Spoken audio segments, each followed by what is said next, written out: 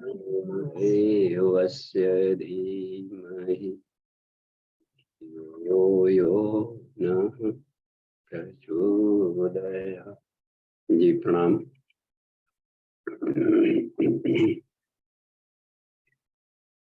इस second semester में आज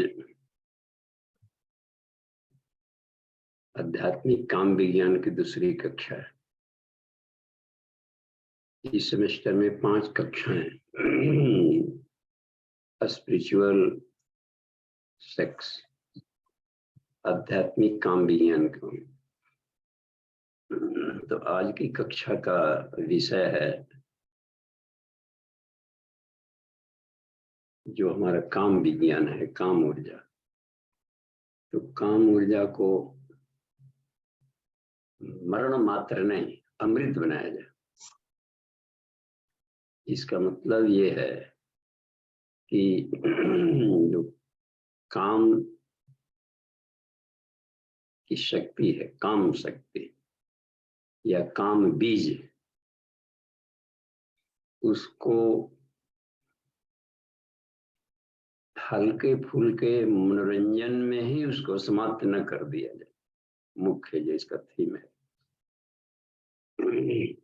उससे हम चाहें तो आत्म साक्षात्कार, आत्मज्ञान और जीवन की बहुत ऊंचाइयों तक हम पहुंच सकते हैं, क्योंकि वही मौलिक ऊर्जा है हमारी।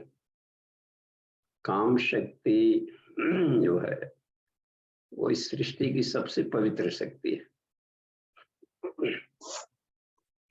सारे सृष्टि में जो आनंद और उल्लास का जो स्वरूप दिख रहा है, चाहे अपने जीवन में हो या बाहर दिख रहा हो, वह सब काम ऊर्जा है। तो काम ऊर्जा का ही एक नाम कुंडलिनी है। सारे सृष्टि को यह ऊर्जा संचालित कर रही है, काम शक्ति। तो साफ है कि जो जितना ही कीमती तत्व है, उसका उपयोग भी कीमती काम के लिए होना चाहिए। तो अब ये देखा जाए कि ये काम शक्ति का कहाँ पर उद्गम है, एक ये भी हमें जानना है। सेक्स एनर्जी का, सेक्स एनर्जी थोड़ा अंग्रेजी में थोड़ा वो हल्का पड़ता है, तो काम बीज ये बहुत व्यापक अर्थ में आएगा, या काम ऊर्जा, काम शक्ति, क्योंकि उसमें सभी तरह की कामनाएं आ जाती है। देखिए, इतना यह कीमती तत्व है, इसी से हम लोग अंदाज लगावें कि 4 जो जीवन के 4 महान पुरुषार्थ हैं, धर्म है, अर्थ है, काम है। देखिए, तीसरी कक्षा में जाके मिलेगा। यानी उस काम ऊर्जा के नियंत्रण सामान्य बुद्धि से नहीं हो सकता है। पूरा सभी तरह के ज्ञान उसमें झोंकने पड़ते हैं, ब्रह्म ज्ञान, आत्मज्ञान, तत्व ज्ञान, सर्व ज्ञान, क्योंकि काम ऊर्जा हर जगह घुली हुई है। स्वकाम्यत, परब्रह्म ने कामना की कि मैं एक सैनिक बन।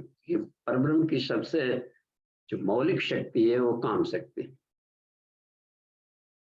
और उनकी कामना इतना प्रचंड है कि संकल्प मात्र से सृष्टि बन गई। तो व्हील पावर भी एक तरीके से उनका ये रख सकते हैं कि काम शक्ति का एक एक एक पर्यायवाची नाम है व्हील शक्ति। इच्छा हो, इच्छा माने कामना, बस व्हील। तो इच्छा में प्राण कमजोर हो तो रिजल्ट नहीं मिलता है जल्दी, और व्हील पावर यदि स्ट्रॉन्ग होता है तो स्मरण मात्र सारे अंतरिक्ष में तहलका मचा देगा। मंत्राधीनम च देवता जो कहा गया है, सारा संसार ये ऊर्जा के अधीन सब चल रहा है। हर चीज में एक ऊर्जा चाहिए, जो कोई सिस्टम है। मैटर से सारी सृष्टि बनी है, पदार्थ। लेकिन मैटर अपने से नहीं चल सकता है, उसके भीतर में एक बिजली शक्ति है जिसको ऊर्जा, सेल।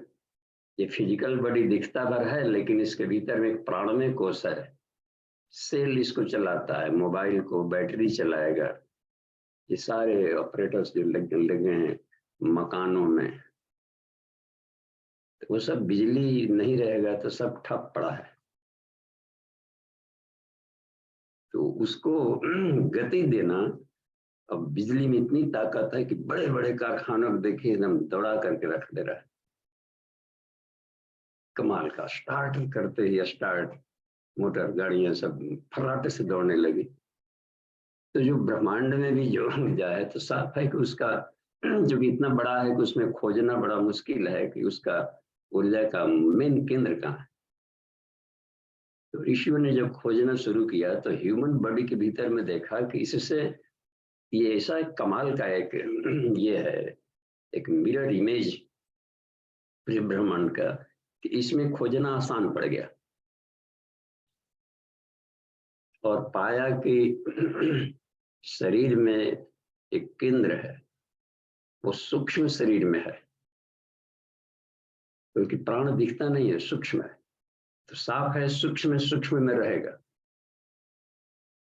तो सूक्ष्म शरीर में एक मूलाधार के अंदर, मूल आधार नाम जैसा है, तो साफ है सारे सृष्टि को चलाने का मूल आधार काम ऊर्जा है। और सेक्स एनर्जी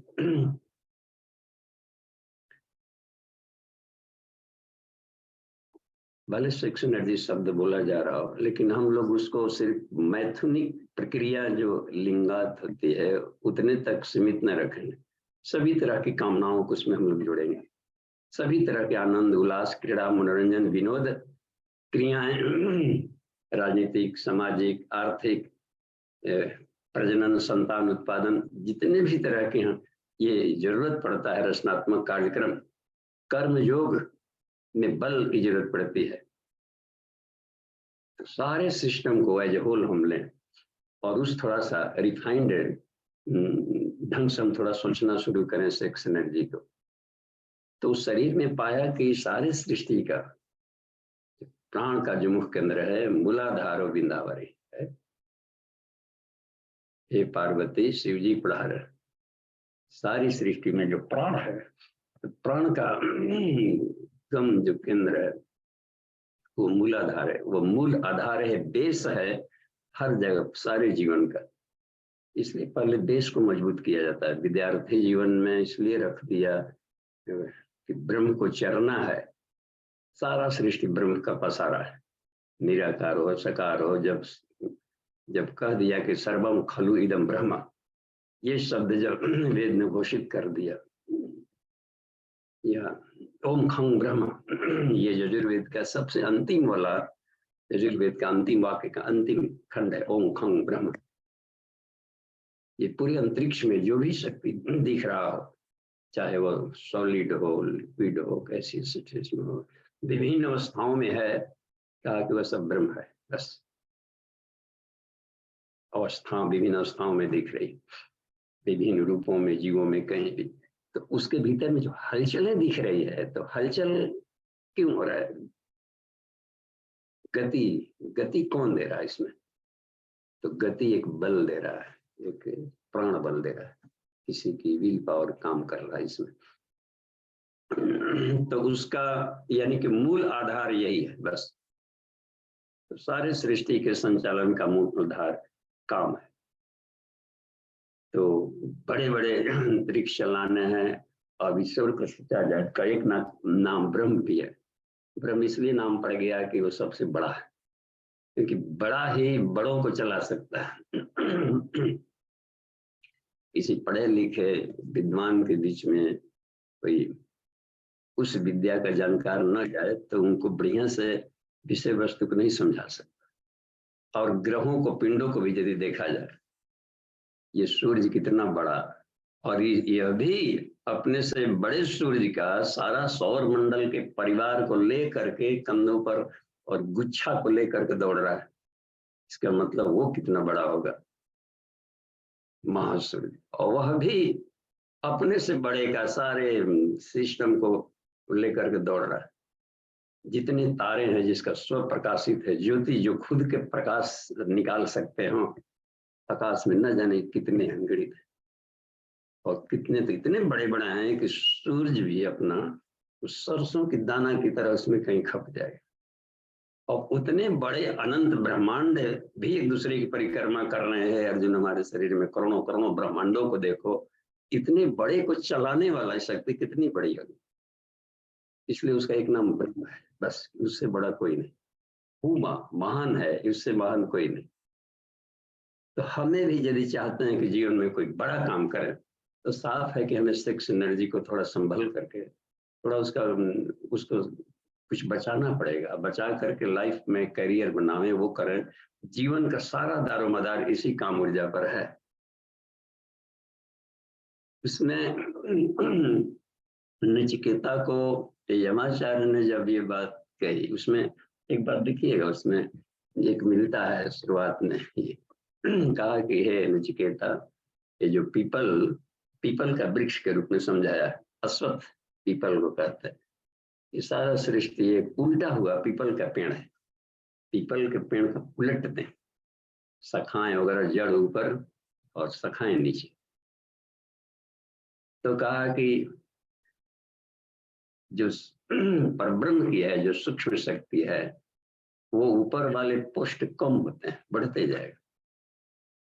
त्रिभुज का देखा जाए, कोई मान ले कि एक समकोण त्रिभुज, तो उसका जो बेस है नीचे वाला कितना चौड़ा है। और ये जैसे जैसे ऊंचाई लेंगे तो बेस देखिए घट रहा है। लगता है कि ऊंचाई जाते जाते पीक पर जाए तो बिल्कुल शून्य, वहां पर कोई लंबाई चौड़ाई नहीं। इसलिए एक नाम वहां पर उस बिंदु को जाकर देखें, और ऊंचाई पर जाने पर सारा संसार दिखता है। छत पर चढ़कर देखिए, बहुत ऊंचे टावर पर कहीं पूरा शहर सब दिखाई पड़ता है। वायुयान पर जाने पर सारा दिखता है कि ये कहीं कहाँ जा रहे, पृथ्वीवासियों के लिए कहीं लैंड करेंगे, उनको कुछ क्लासेस लेना है, बताना है। सब छोटे छोटे दिखते हैं। और वही नीचे रहकर इतना बड़ा, समस्याएं शुरू में कितना बड़ा दिखती है, लेकिन वही किसी एक ज्ञानवान व्यक्ति के लिए, जो अपने मेंटल स्टैंड पहुंचा है, सभी समस्याएं, गुरु के लिए क्या समस्या, कोई सारे शिष्यों की समस्याओं का समाधान कर रहा है। इसका मतलब है कि सब उसके लिए बौने नजर आते। इसी को आकाश में उड़ना कहा जाता है, सिद्धि। ये अब आकाश में आकाश गमन शुरू कर दिया। एक एरियल दृष्टिकोण से विहंगम दृष्टि इसको कहा जाता है। विहंगम। तो इसमें तो जैसे जैसे ऊपर उठने की प्रक्रिया है, तो हीट है, पकाएंगे तो उठेगा। नीचे वाले शुरुआती के जीवन देखिए, बेसिक नीड्स, बेस बड़ा होता है, रोटी, कपड़ा, मकान, ये करना है, वो करना है, थोड़ा सा विवाह शादी कर लें, बच्चे जच्चे सब बढ़ाना, विस्तार करने, कितना एक लगता है कि पूरा का पूरा सब इसी जीवन में सब करना है, बहुत इसी के भागों भाग में। और इसलिए कहा कि अपने आधार को हम लिमिटेड कितना रखें कि जितना हम पूरा कर सकते हैं।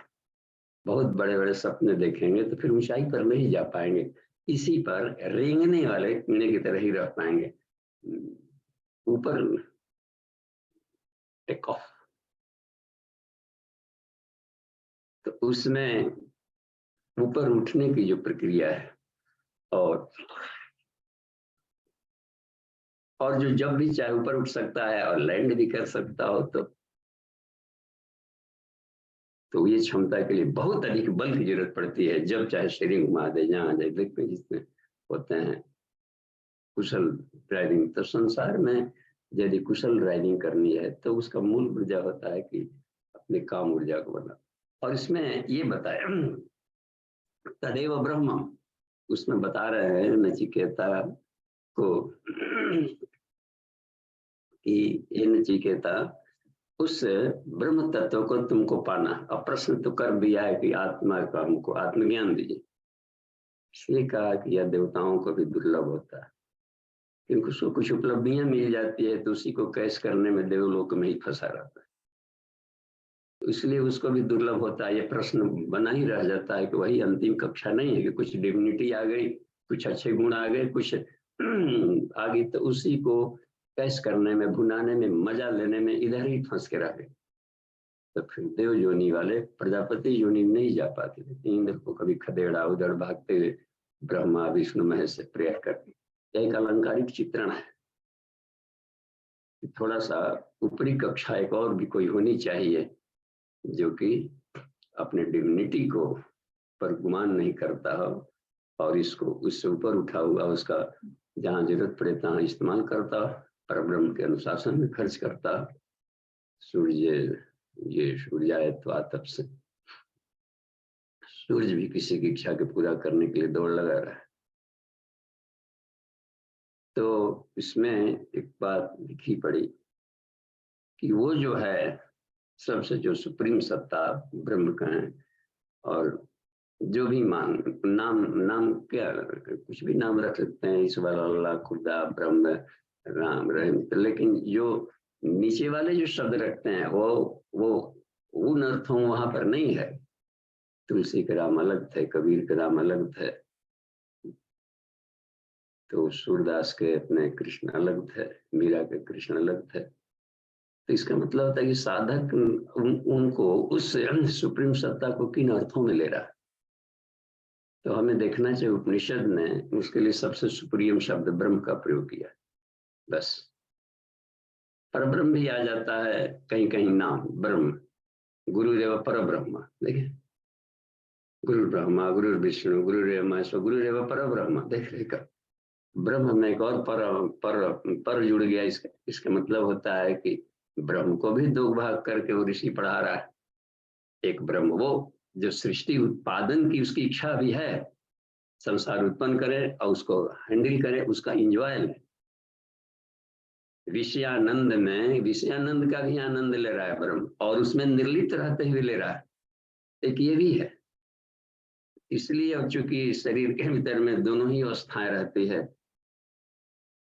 तो विषयानंद भी लेना है, उसमें निर्लिप्त रहना है संसार में, तो भी इसके लिए इस ब्रह्म की जरूरत पड़ती है। लेकिन आप्तकाम की स्थिति कभी तो आएगी कि थक जाना, ये करना, सब समझ लेना, तो फिर आप्तकाम की स्थिति पर ब्रह्म उसको कहा। तुरिया भी स्थिति है, तुरियातीत भी एक स्थिति हो जाती है, जीवन मुक्त की भी स्थिति है और विदेह की भी स्थिति होती है। इसीलिए आदमी भ्रम में पड़ जाता है कि यह इतना आत्मा शुद्ध है, पवित्र है, तो फिर योनियों में क्यों जाता है? विभिन्न योनियों में जब पाप पुण्य उसको छू ही नहीं सकते किसी भी तरीके से, हमेशा पवित्र ही पवित्र रहता है, तो फिर कैसे वो छोटे छोटे शरीरों में बंद करके भागम भाग करने लगा, विभिन्न योनियों में ईट पत्थर बन रहा है और पशु जानवर आदमी देवता बन रहा है। इसका मतलब यह है कि ये विकार ब्रह्म है। तो इसका एक नाम अलग दे दिया, जीवात्मा शब्द का प्रयोग कर लिया। कोई छिलका में आबद्ध, मान्यताओं में आबद्ध है, हो गया या मैं असीम नहीं हूँ, ससीम हूँ, कुछ मान्यता बना लिया कि मैं स्त्री हूँ, पुरुष हूँ, या इस बॉडी में घुस करके स्फुलिंग, तो जब मान्यताएं बना लिया तो अपने आप पे कवरेज कर लिया, तो उस हालत में विशुद्ध आत्मा नहीं कहलाएगा, परब्रह्म के रूप में नहीं कहला पाएगा। अब वो संसार के दौर का अपना आनंद ले। अब यही रह गया कि यदि प्रज्ञावान बन गया तो निर्लिप्त संसार का आनंद ले। अस्थित प्रज्ञा, ठीक है, युद्ध करना है, संसार में दौड़ना है, तुम प्रज्ञा में स्थित होकर के काम करो। यो प्रज्ञा नाव मारूड़ा ते तीर्णा पंडिता परे। वशिष्ठ वहां राम को शिक्षण देना है, या महोपनिषद में से ऋभु बहुत अति ज्ञानी और ब्रिलियंट सुखदेव की तरह निदाह को ज्ञान दे रहा है कि सारा संसार है, चूंकि पंच तत्वों से बना है तो इसके गुण होंगे, तन्मात्राएं होंगी, रूप होगा, आकर्षण होगा, विकर्षण होगा, अब तरह तरह के इसमें होंगे, गंध है, स्पर्श है, और जो भी हम देख रहे हैं इसकी जो लहरें हैं सब, ये वासना शब्द का है कि ये इसमें ये वास जीवात्माओं जीवों के भीतर वास कर रहा है पाने के लिए, तो या इनका आवास बना हुआ है, दोनों अवस्था में ये वास कर सकते हैं। इनको अपने भीतर घुमाता है, खिलाता है। कहाँ जा रहे हैं? घर जा रहे हैं। कौन सा घर? समुद्र में कूद रहे हैं। अब समुद्री घर इसका बना हुआ है, तब जलीय जीव जंतुओं की तरह इसमें तैर रहा है सब भीतर में आकर के। दो मछलियां समुद्र में तैर रही थी, तो वो ढूंढ कुछ ढूंढ रही थी, ढूंढते ढूंढते दोनों का थुथुन टकरा गया, नक टकरा गया। अरे बहन जी, आप कहाँ पर जा रही? किधर? बड़ा बेचैन दिख रही। हाँ बहन जी, मैं भी जा रही हूँ। तो कहाँ जा रही? तो मैं पानी को ढूंढ रही हूँ। देखिए वो समुद्र में वो पानी ढूंढ रही थी। तो तू कहाँ कहाँ कहाँ क्या कर रही है? तो कहा मैं भी पानी ढूंढ रही हूँ। अच्छा, मिले तो हमको भी बताना। मैं भी, दोनों पानी ढूंढ रहे हैं, समुद्र में ढूंढ रहे हैं। तो इसलिए उसका एक वास बना हुआ इसमें। तो जहाँ ये डोमिनेंट होगा इसमें, तो आत्म स्थिति से जहाँ पर ये हुए, तो वही प्रज्ञावान व्यक्ति संसार में अपने आत्म स्थिति में रहते भी आनंद ले सकता है। तो एक ये था। तो लेकिन वो उस वाले कहा, तब पूज्य गुरुदेव ने एक जगह लिखा है कि जिस ब्रह्म की हम लोग साधना करते हैं, सामान्य जो आदमी करना है योगी, वह विकार ब्रह्म है। यानी सृष्टि में घुली हुई जो परब्रह्म की सत्ता है, उसके साथ रेजोनेंस स्थापित करना, तभी आदमी वो ज्ञान योग, कर्म योग, भक्ति योग का आनंद ले पाएगा। यहाँ सभी तरह के योगी न लिप्यते पुण्य पापस्य शुद्ध, शुद्ध अवस्था में फिरना। और जहां भी एक लिप्त हो गया मन बुद्धि चित्त का, एक ओढ़ लिया लबादा किसी न किसी मान्यताओं में, तो अब वो शुद्धम नहीं है, उसका नाम हो जाएगा जीव। हालांकि अविनाशी सत्ता है उसके भीतर में, जीव अविनाशी, और वो चेतन है, अमल है, सहज सुख राशि है। लेकिन एक आवरण जो आवृत कर लिया अपने आप को मान्यताओं से कि मैं आत्मा नहीं, ये शरीर हूँ, मन हूँ, प्राण हूँ, ये है, कहीं से चिपकाव आ गई। तो एडहेसिवनेस जो है, चिपकाव, उसका ये विस्कोसिटी, वो फिर जा करके अपने मूल स्वरूप को नहीं देखने पाए। तो ये है कि कामनाएं इधर चली गई, अब इधर है कि गोल गोल घूमने वाली प्रक्रिया में आ गए। तो यही कहा कि हम अपने बीज को, जो काम शक्ति है, उस काम शक्ति को मरण मात्र नहीं, क्योंकि संसार में मरण होगा, तो एक जीव मरा और फिर जाकर के देखिए वो अविनाशी, लेकिन सोचता है कि मर गया, फिर वो मर गया, रो रहा है, ये कर रहा है, इसका मतलब है कि जान ले कि सचमुच मर गया, ऐसा लग रहा है इसको। वही बुद्ध रो रहे थे। देखिए बुद्ध का वैराग्य कभी हुआ था, एक मुर्दे को देखते हुए देखा, एक मुर्दा जा रहा है, सब मरना है, जीना है, बूढ़े को देखा, वो देखा, बीज को देखा, वैराग्य हुआ। और वही बुद्ध, बुद्धत्व को जब पा लिए, उस समय भी एक मुर्दा जा रहा था, जैसे उनकी आंखें खोली और बुद्ध बन चुके थे। सुजाता खड़ी थी वहां पर, खीर लेकर, कहा कि भगवान, और मुर्दा राम नाम सत्य जा रहा था, तो देखकर मुस्कुरा रहे थे उस समय। कहाँ चला गया कल रोने वाला व्यक्ति?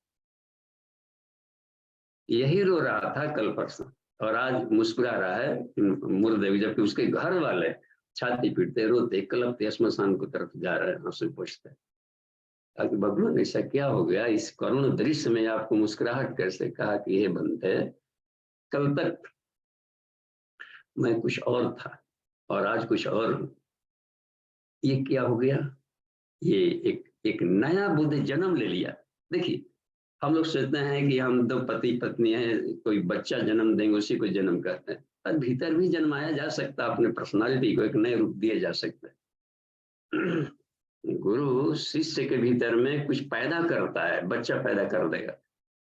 नारद गए थे और रत्नाकर डाकू के डकैती कर रहा था, डाकू था, और उसको पता नहीं चला कि हमको किसने मार दिया और किसने वाल्मीकि बना दिया। देखें, तो ये इसलिए कहा कि जो अपने ये अध्यात्म है, ये बड़ा ही कमाल की चीज है। बस तो इस उत्पादन की प्रक्रिया में हम क्यों नहीं अपने सेक्स एनर्जी को लगावे? तो मजा आ जाएगा जिसमें। तो क्षणिक है, इसलिए कहा कि हम काम को मरण मात्र नहीं। अब देखिए नचिकेता को वहां पर बता रहे हैं, बार बार हम सेंटर में जाए वहीं, क्योंकि कठोपनिषद बहुत कमाल की है। कोई व्यक्ति मरता है तो सबसे पहले राष्ट्र में कोई व्यक्ति मर गया, तो ज्ञान जो रो रहे हैं, कलप रहे हैं, इनको शोक ग्रसित हो गए, तो शोक का होना ये अज्ञानता के बम्बार्डिंग से ब्लास्ट हो जाना, कहिए इसकी पर्सनालिटी खत्म हो गई, शोकग्रस्त हो गया। तो उसको शोक से फिर यथास्थिति कौन लाएगा? ज्ञान लाता है। इसलिए उपनिषद के पाठ किए जाते हैं कठोपनिषद। कठोपनिषद ही पढ़ा जाता है। जब कठोपनिषद न मिलता हो तब जाकर के कहा कि गीता का दूसरा अध्याय पढ़ा जाए, जिसमें बताया है कि न हन्यते हन्यमाने शरीर है, शरीर नष्ट होने से उसकी सत्ता नष्ट नहीं हो गई, इसलिए मत रो। ज्ञान देता उसमें वो भी नहीं है। युग ऋषि ने लिखा है भृगुपनिषद का चौथा खंड है, देव संस्कृति खंड, उसमें है मरणोत्तर प्रकरणम, मरने के बाद क्या स्थिति होती है उसको पढ़े। और ये उपनिषद नहीं मिल रहा हो तो क्या पढ़े? तब एक गरुड़ पुराण बनाया था व्यास ने, कि इसमें एक परिकल्प दिया कि इसको पढ़े तो कितना अलंकारिक है कथा कहानियों में, कि सत्य उसमें बिल्कुल दब गया है कचड़े में। और उस तरीके के कोई प्रवक्ता न मिले कि उस अलंकार में से सत्य को समझा सकें। अब बैतरणी पार कर रहा है, जा रहा है। अब देखिए उसमें एक मवाद की नदी है, बैतरणी है, और उसमें पार होना है। गाय का पूंछ पकड़िए, गाय दान करिए, पूंछ पकड़िए और उसको तैरिए, उसमें से घड़ियाल है, मगर को है उसमें। तो कहा कि ऐसा कोई नदी नहीं, इस ब्रह्मांड में घूमते रह जाए कोई मवाद की नदी नहीं मिलेगी। आज का वैज्ञानिक युग है, कहीं तो जरूर मिल जाता है बैतरणी नदी, कहीं आकाश में तैरते। कुछ गुरुदेव ने उसको वैज्ञानिक भाष्य किया है, उसको बताया है कि बैतरणी नदी कोई आकाश में लटका हुआ या धरती पर कहीं बहने वाला कोई नदी नहीं है। वैसे नाम भले रखने, यहाँ हम लोग टड़ाकोले चैवास हम पढ़ रहे थे, वहां पर से बिहार और उड़ीसा का एक बॉर्डर, जो बॉर्डर है वहां भी एक नदी बहती है, उसका भी नाम संयोग से बैतरणी रखा है। हम गए देखे, अरे बैतरणी यहाँ पर है, तो बैतरणी पार किया जाता है। तो हम तो तैरना जानते हैं, पार किए, उधर से कचड़ी उचड़ी था, उधर खाए दी, फिर इधर आ गए, बैतरणी पार किए, आगे बैतरणी। ये नहीं, जो आध्यात्मिक जो बैतरणी कहा गया है ये कोई नदी नहीं है, इस शरीर को ही बैतरणी कहा है। अब उसमें देखिए साइंस बता रहे, और हर एक जीवों को इस शरीर के उठा पटक से, पचड़े से, जरा मरण के जो लसड़े हैं, पसड़े हैं, इससे बाहर निकलना पड़ता है यदि हम चाहें कि इसके बाहर क्या है ये देखना। और यही मलमूत्र मवाद की नदी है। शरीर का चित्रण किया गया है बैतरणी के रूप में, और इसी में काम क्रोध लोभ को घड़ियाल मगर को ये सब कहा गया, और वासना तृष्णा अहंता के कीड़े इसी में कुलबुलाते रहते हैं। और जो गाय का पूंछ पकड़ लिया, यहाँ गाय शब्द है गायत्री महामंत्र से कहा गया है, या महाप्राण हम समझें, ब्रह्माग्नि समझे, ब्रह्म ज्ञान समझा जाए इसको। तो जो उस ब्रह्म ज्ञान को, आत्मज्ञान का पूंछ जो पकड़ लिया, से प्रेरणा पड़ेगा पड़े, वो आसानी से पार हो जाएगा। तो ये ब्रजत ब्रह्मलोकम, और इसमें तैरने का भी आनंद लेगा। आयु प्राणम प्रजाम पशुम कीर्तिम द्रविणम का आनंद लेते हुए पार करेगा। कितना एक यथार्थ है, वैज्ञानिकता थी इसमें। तो वो था, तो यहाँ नचिकेता को ये बता रहे हैं कठोपनिषद में, तदेव ब्रह्म, उसमें कहा कि तदेव शुक्रम। तो इसको, इसकी व्याख्या करते हैं अन्य भाष्यों में, हम देखेंगे कि उसमें लिखा है कि जो वृक्ष है उसका जो ऊपरी वाला सिरा है वही ब्रह्म है। तदेव ब्रह्म तदेव विष्णु तदेव शुक्रम तदेव ब्रह्म तदेव अमृतम उच्यते, उसके नाम है ये सब, वही सबसे अधिक चमकीला है, इनलाइटमेंट है। शुक्रम का वहां पर ये लिया गया है, बहुत इनलाइटेड, हाईली इनलाइटेड, तेज कह दिया है उसको वहां पर परब्रह्म की चेतना को। और वही ब्रह्म है और वही अमृत तत्व है, अमृत तत्व मास में। कुछ गुरुदेव ने इसका एक निरुक्तात्मक भाष्य किया है। निरुक्त वेद का एक शानदार अध्याय होता है। निरुक्त या कहिए कि वो न हो तो वेद पढ़ने का मजा नहीं है, या किसी काव्य को सुनने का, उसमें हर शब्द में ब्रह्म को खोज लेना की कला होती है निरुक्त। तो उसमें एक भाष्य किया है, तो वो लाइन आनंद आ गया पढ़कर। हमने लिखा है कि तदेव शुक्रम, इसका अर्थ ये बताया है कि जो ब्रह्म की जो सत्ता है, परब्रह्म की, तो ये जो कुंडलिनी का है, जो कुंडलिनी शक्ति है जो सृष्टि को चला रही है, परब्रह्म की सत्ता कुंडलिनी शक्ति, तो उसका अधोगामी डाउनवर्ड फ्लो है, उसको शुक्र कहते हैं। ये यहाँ पर देखिए किस तरीके से उसका प्रयोजन अर्थ किया है। तो सहस्रार से मूलाधार की तरफ बहता हुआ प्राण का तीव्र प्रवाह को शुक्र कहा है वहां पर, उसी को काम शक्ति कहा जाता है। तो अधोगामी प्रवाह है विद्युत शक्ति की, अधोगामी तीव्र प्रवाह को काम शक्ति कहता है।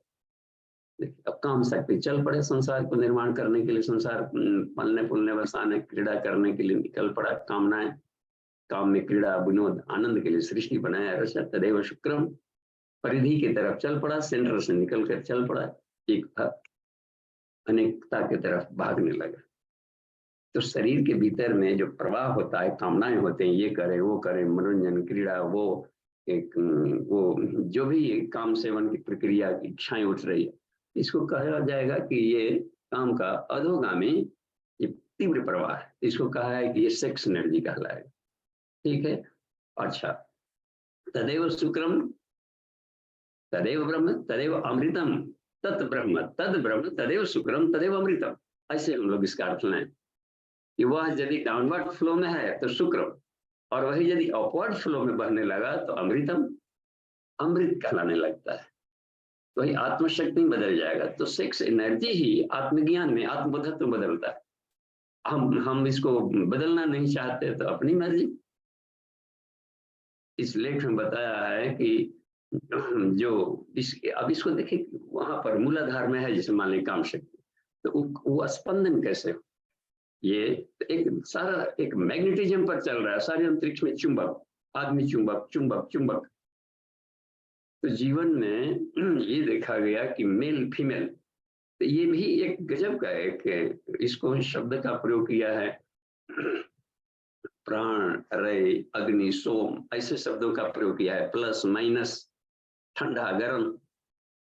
तो नर नारी का सामीप्य कुछ ऐसा हो जाता है, कुछ इस तरीके के दोनों में प्राण की भिन्नता है कि करीब आने पर ही भी शरीर के भीतर में जितने भी मैग्नेटिक के पॉइंट्स हैं, तो उसमें एक जाकर के एक अट्रैक्शन कुछ गजब का होता है कि भीतर पता नहीं चलता है, और भीतर से वो शक्ति के अंदर खुलना शुरू हो जाते हैं, जैसे लगता है कि अतृप्ति को तृप्ति मिल रही है। तो एक पीछे भूखे प्यासे को एक कहीं ना कहीं पर लग रहा है कि एक नदी मिल रही है। इसलिए विवाह परंपरा को रखा ऋषियों ने। गृहस्थ आश्रम के बाद में सीधे उस वीर की शक्ति को देखा, कितना नहीं बटोर ले कि फिर इसको यूज नहीं कर पाएगा तो भी, काम शक्ति का यूज ना हो तो भी ब्लास्ट करेगा। तो यूज करने के लिए गृहस्थ आश्रम की व्यवस्था कर ले, और उसमें दो जोड़ों का नर नारी के मिलन की प्रक्रिया। तो इस नर नारी के मिलन की प्रक्रिया में जो विवाह संबंध बनाया गया, यहीं पर बहुत सावधानी की जरूरत पड़ती है। इसमें पूज्य गुरुदेव बता रहे हैं कि पर ये जोड़ी के चयन में जो भूल की गई तो होल लाइफ रोना है बस। एक जोड़ी का चयन यदि केवल उसके रूप के आधार पर किया गया कि बड़ा स्मार्ट लुक दिख रहा है, हैंडसम, इधर भी बड़ा, ये तो कहा कि ये अपने कल्चर का, डिवाइन कल्चर का सबसे बड़ी गिरावट है कि हम रूप लावण्य के आधार पर केवल जोड़ियां देखने लगे। ताकि प्रतिभाएं, क्योंकि आवश्यक नहीं है कि जो बाहर से सुंदर, तो जो नट होते हैं, नर्तकी होते हैं या अभिनेता अभिनेत्री, तो बाहर से तो सुंदर लुक आउट रहता है, कोई आवश्यक नहीं कि उसका कॉस्मिक बॉडी, उसके जो एस्ट्रल बॉडी है भीतर के, ईमानदारी या वो सब होता है, आत्मबुद्धत्व, वो उसके भीतर में शानदार हो। तो और यहाँ तो केवल कर लिया गया, तो कहा कि यदि मान ली कि हम केवल रूप लावण्य पर किए, ये तो थोड़े से झटके में खत्म होगा। कितना हो सुंदर बॉडी हो, लेकिन थोड़ा सा तबीयत खराब हो जाए, रोग दुख हो जाए तो उसको मुरझाए, ये सब, ये फिजिकल बॉडी है, इसमें भी प्राण है, लेकिन सबसे घटिया स्तर का प्राण इसमें रहता है। कितना हो बुलंद पहलवानी सब देख रहे हैं, जहां पर 10 15 20 को दस्त हो जाए, अब देखिए उसका हालत देखिए। अब वो इसमें एक प्रज्ञा पुराण में कैसा युग ऋषि ने उसमें एक शब्द दिया है, एक छोटे छोटे इसमें लघु कथाएं भी दी है। राजकुमार को एक पर्शियन संत थे, तो उनकी पुत्री बड़ा आकर्षक थी, तो गया तो उनको मोहित हो गया, और प्रणय का भी प्रस्ताव रख दिया। अब काम के वेश में, कामावेश, उन्होंने अब प्रणय का भी प्रस्ताव रख दिया कि हाँ ये सब तो हमने कहीं सुंदरता देखी नहीं था, बस जिसको तो कहा कि ठीक है, आप सोच समझ लीजिए कि नहीं, हम बिल्कुल अब इस लड़की से अब शादी कर लेंगे। तो वो तो संत तो जानते थे कि ये इसका भावावेश है, तो इसकी सुंदरता पर मोहित हो गया। कहा कि ठीक है, 1 सप्ताह बाद आप इसे ले जा सकते हैं, हम करा दें। बहुत आसानी से 1 सप्ताह गिन रहा था। इधर क्या किए संत ने कि उसको कुछ ऐसी औषधि दे दी रेचक वाला कि उसको दस्त शुरू हो गया। और दस्त होते होते इतना हो गया लगातार 7 दिन तक, और उसके जितने वेस्ट प्रोडक्ट निकलते थे दस्त के मलबे, वो सब एक घड़े में रखते गए। अब उसमें ये फिर उधर घड़ा भरते गया, शरीर का ढक, आंखें फंस गई, बिल्कुल बदसूरत डरावना हो गया, लगता है नरकंकाल जैसे। वो आया तो लेने की, कहाँ गई आपकी पुत्री, कहाँ है, ये कौन सी है? तो कहा कि वही तुम्हारी प्रेयसी है, बस, जिससे तुम प्रणय करना चाहता है, और अब इसको ले जाने चाह रहे। कि नहीं नहीं, वो डरावना है उसका हो गया। इसकी सुंदरता कहाँ से लेगी 1 सप्ताह में, कि इसकी सारी सुंदरता उस घड़े में रखी पड़ी। देखा मान बदबू आ रही। तो ये थोड़े से भी झटके में खत्म हो जाता है। लेकिन इसके भीतर वाले जो बॉडी हैं, इतरिक बॉडी है, स्ट्रल बॉडी है, कॉस्मिक बॉडी है, काउजल बॉडी है, उसके प्राण इतने स्ट्रॉन्ग होते हैं कि बाहर का शरीर जर्जर हो, फर्जर हो, कुरूप हो, बदसूरत हो, कोई मायने नहीं रखता है कि ओल्ड एज का है कि कैसा है, क्या है। भीतर वाला प्राण जो यदि शानदार चमक हो तो हिला के रख सकता है, मुर्दों में प्राण फेंक सकता है। राम की शरीर का बाहर का भले लग रहा था कि जर्जर है, कैंसर से ग्रसित है, लेकिन उसके भीतर में एक चमक थी। वो चमक नरेंद्र को विवेकानंद फेंक दिया, कहां से कहां फेंक करके रख दिया। तो ये बताया है कि कोई आवश्यक नहीं कि सुंदरता के भीतर में वो दिखाई पड़ रही है। और हो सकता है कि इससे कृपता, कुछ एग्जाम्पल भी दिया है, अष्टावक्र का दिया है। अष्टावक्र तो विभिन्न अंगों से भी टेढ़े मेढ़े थे। जनक के सभा में सारे ब्राह्मणों के जो तथा कथित थे, सबको निस्तेज करके रख दिया। वो विकलांग के तो और भी सुंदर नहीं। और भी इसमें उदाहरण दिया है, इनका चाणक्य का दिया है। चाणक्य चंद्रगुप्त को पैदा कर दिया, वो भी काले थे, काले थे, कोई सुंदर नहीं थे इसमें। और भी दिया है कि द्रौपदी का दिया है, उसका एक नाम कृष्णा था, इसमें दिया सांवली द्रौपदी। देखिए, और इतनी चमक है, तेज है, उसके भीतर में ब्रिलियंसी है कि कमाल की बात। कृष्ण को सबसे प्रिय लगे। इस तरह के प्रतिभावान व्यक्ति काम आते हैं ईश्वर। तो ये कहीं से हमने देखा कि यदि हम उसमें ये देख कर, केवल आउटलुक देख करके हमने किया, तो बाद में वही होता है कि आउटलुक कर देखा है और शरीर का टेस्ट भी ले लिए। अब देखें, अभी इसका शरीर ढह रहा है, अब कहाँ जहाँ का भी सुंदर दूसरा सुंदर सुंदरियां दिखाई पड़े तो उसको ढुलकते देर नहीं लगती है, वहां ढुलक जाएगा वो, क्योंकि वो आउटलुक के आधार पर किया है ना उसका। यही विच्छेद, दरारें पड़ने का मूल कारण, कि जब ये बहुत बड़ा विघातक का, कि हमें ये करते समय जरूर देखना चाहिए। ठीक है, बाहर की सुंदरता बढ़िया है, अच्छी बात है, ईश्वर को धन्यवाद, इनको भी धन्यवाद कि गॉड गिफ्टेड एक अच्छा पा लिया, अब इसको मिलेंगे। लेकिन भीतर वाला स्तर क्या है, वो काम आता है लाइफ में, वही काम आएगा, मौलिक प्राण वाला काम आएगा। और उसको इच्छित करने की पार्टी लाती है प्राण ऊर्जा। और जिससे इसमें और भी दिया है कि मान लें कि पति पत्नी विवाह कर लिया, दोनों मजबूत है, पहलवान है, हट्ठे कट्ठे हैं, तो हट्ठे कट्ठे बच्चा पैदा कर सकता हो। रिवर्स ये लगेगा कि इनका, लेकिन आवश्यक नहीं, हो सकता है कि मंद बुद्धि का भी है, वो हो लंपट भी गुण का हो सकता है। तो वो कितना खतरनाक होगा कि भीतर लंपटनेस और बाहर से बल मिल गया तो तोड़फोड़ मचाएगा। तो ये इसमें रखा गया है कि ये जो काम शक्ति है, तो उसको हम गुणिश करें।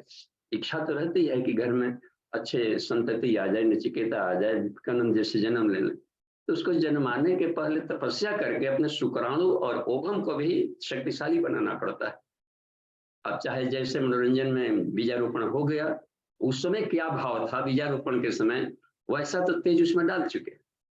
अब सोचते हैं कि अब आ गया तो इसको हम शानदार बना लें, तो फिर लीपा पोती करने से बहुत अधिक सफलता नहीं मिलती। महान आत्माओं को खींचता है वो तेजी, वो प्राण में आकर्षण होता है, वो खींच लेगा महान आत्माओं को। यदि वो डाला गया रहता, इस भाव से, यज्ञीय भाव से क्रम किया जाए, जैसे बृहदारण्यक उपनिषद में बताया है प्रजनन विज्ञान को, तो वो खींच लेगा। महान आत्माओं को खींच लेगा। लेकिन इसमें कतराएंगे, महान आत्माएं होती हैं वो बॉडी इथरिक, वो कॉस्मिक बॉडी देखना पसंद करते हैं। इसके गर्भ में कैसा मकान बन रहा है, उसके कॉस्मिक लेयर कैसा है, उसका हम गुड यूज कर सकते हैं कि नहीं।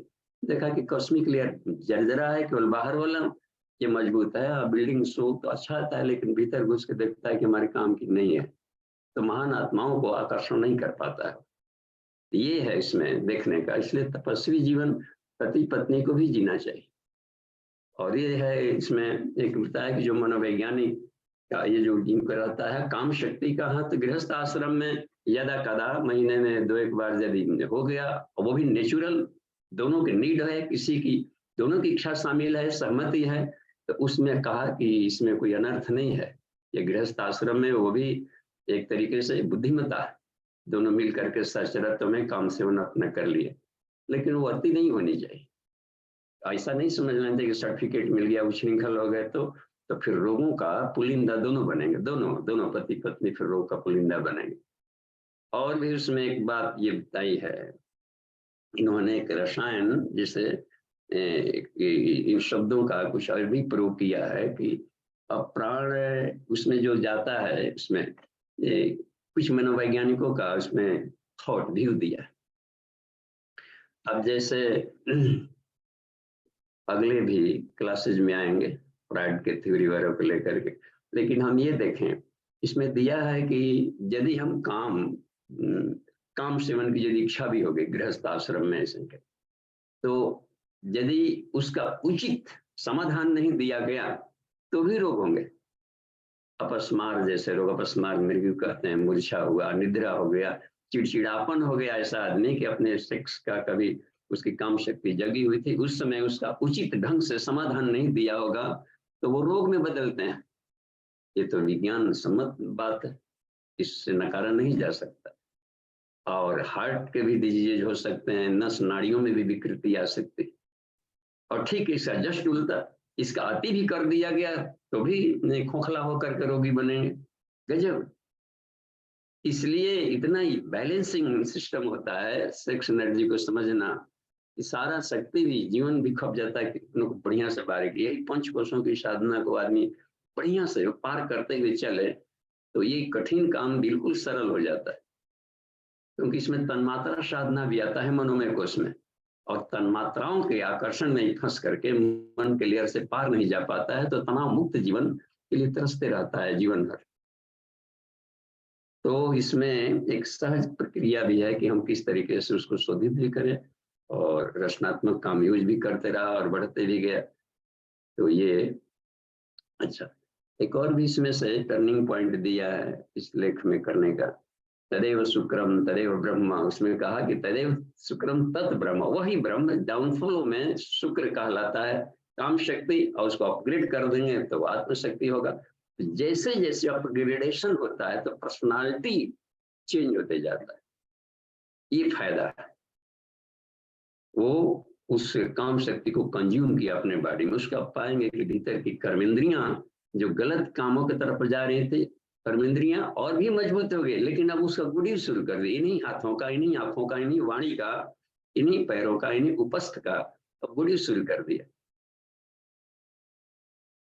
कोई आवश्यक नहीं, एक रहता है ब्रह्म भी कि अधिक काम सेवन करेंगे तो दोनों दंपति खुश रहेंगे, ये आवश्यक नहीं है। हो सकता है कि और फ्रस्ट्रेशन बढ़ जाए, एक इच्छा हो एक इच्छा न हो, और उसमें अनावश्यक दबाव दिए तो वो कहा कि ये टॉर्चरेंस है एक तरीके से। और वहां पर लिखा कहा इसमें दिया है कि भले कानून उसको दंड नहीं मानता और दंडनीय, लेकिन नैतिक परिप्रेक्ष्य में देखा जाए तो निर्लज बलात्कार शब्द का प्रयोग किया है, भले वो अपने वैवाहिक पति द्वारा हो रहा हो या किसी द्वारा कहीं हो रहा हो। इसलिए उसमें एक नेचुरलिटी का होना बहुत जरूरी है कि दोनों की इच्छा, कोई किसी को दबाव ना दे किसी भी तरीके का। तो ये बृहदारण्यक उपनिषद में बहुत अच्छा लगा कि जो एक चूहल है, एक मनोरंजन है, एक विनोद है, इसको जो किया जाता है, जिसको हम फॉरप्ले शब्द का हल्का फुल्का प्रयोग करते हैं, वो होल लाइफ में को भी बनाया जा सकता है, पूरे जीवन को हंसती हंसाती जिंदगी ही सार्थक।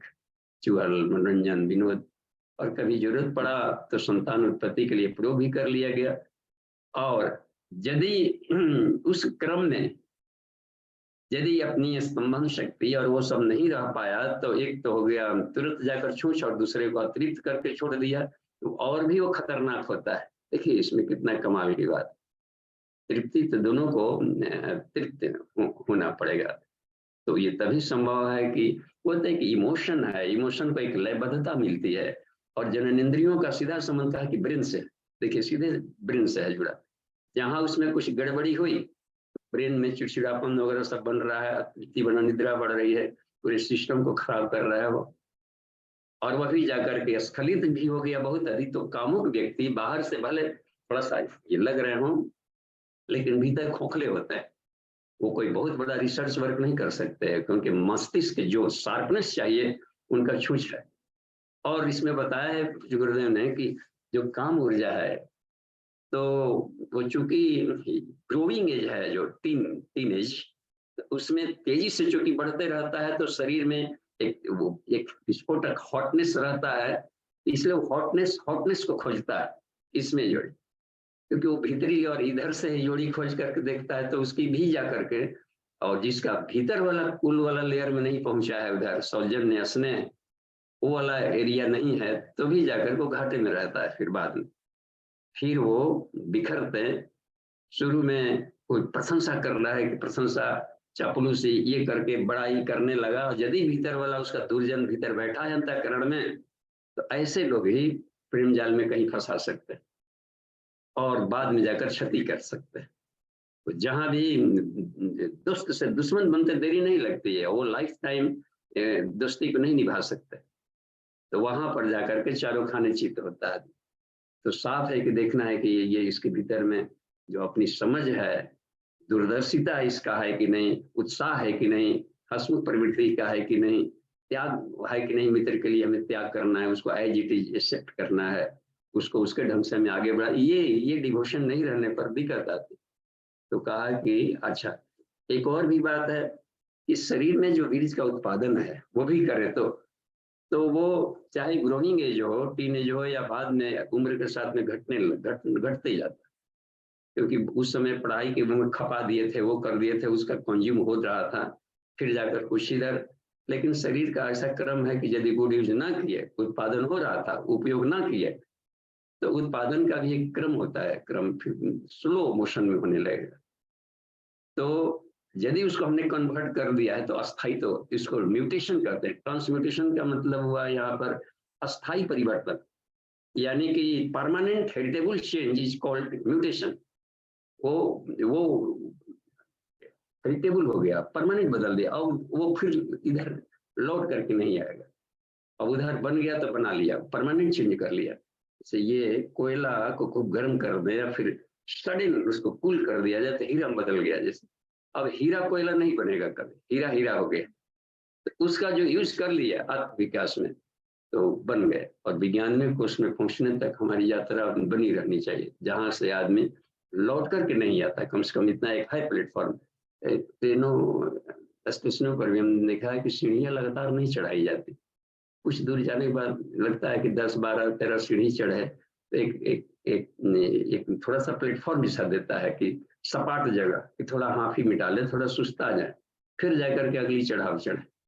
तो कुछ वैसे प्लेटफॉर्म होते हैं अपने, तो हर कोर्स में पार करते जाएंगे तो हल्के प्लेटफॉर्म आते, लेकिन मनोमय के बाद वाला, मनोमय जहां पार किए, एक ऐसा प्लेटफॉर्म आ जाएगा तो यहाँ से नीचे नहीं गिरा जाता। तो विज्ञान में यानी अस्तित्व प्रज्ञता कहा है। इसी को श्री अरविंदो ने कहा है सिद्धि, ये सिद्धि मिल गई इसको, तो अस्तित्व प्रज्ञ हो गया। तो जो अस्तित्व प्रज्ञ है उसी के लिए भुक्ति है। तेन त्यक्तेन भुंजिता का आनंद वही ले सकता है संसार में, अनाशक्त नहीं तो हर जगह एक चिपकाव की स्थिति में उसको रहेगा और वो भी बनते रहेगा। एक और इसमें बात बताया है टर्निंग पॉइंट में कि जैसे रसायन केमिस्ट्री का बड़ा अच्छा इसमें मिला कि जो दो वस्तुएं मिल गई है, मान ली कि दो ये मैटर्स मिलते हैं, दो पदार्थ मिल गए, तो पदार्थ मिल करके दोनों का मिलाएंगे तो एक तीसरा मिश्रण होगा, उसका नेचर बिल्कुल अलग होता है। तो इन वस्तुओं को मिला करके एक रसायन मिश्रण तैयार करना, तो कितना बड़ा केमिस्ट्री है, सारा संसार एक केमिस्ट्री चल रहा है। एक से दो हुआ, एको हम बहुश्याम, एक से दो, दो से तीन, देखिए मिला रहा आपस में। अब आपस में मिला मिला कर इतना विभिन्नता हो गया है कि एक पेड़ की दो पत्तियां तक आपस में नहीं मिल रही, जबकि हाई एक कितना इसमें आ गया, इसके मल्टीप्लीकेशन किया होगा अनेकों। एक ही था, इधर शुक्राणु गया था, उभम गया था, उसमें फर्टिलाइज कर दिया, जाइगोट बना लिया, एम्ब्रियो बन गया, और दो का चार, चार का आठ, देखिए मल्टीपल में उसके कोशिकाएं बटने लगी, इतना होल बॉडी बन गया। कहाँ है, सूक्ष्म से लेकर के विराट बन गया। मल्टीप्लीकेशन का क्रम अपना संसार में चल पड़ा, टिश्यू सिस्टम। अब आंखें हैं लग रहा है, लेकिन आंख में एक सेल नहीं, इसमें भी करोड़ों देखने वाले सैनिक मिल करके एक जगह आंख बना दी। छोटे छोटे कहीं से थोड़ा सा एक चुटकी भी निकाल लेंगे, उसमें भी लगता है कि न जाने कितनी कोशिकाएं हैं। तो ये अच्छा, हर एक कोशिका दूसरे से नहीं मिल रही है, डिफ्रेंशिएशन बन गया। जबकि एक है, इतना कैसे हो गया? वो मल्टीप्लाई करने से हुआ है।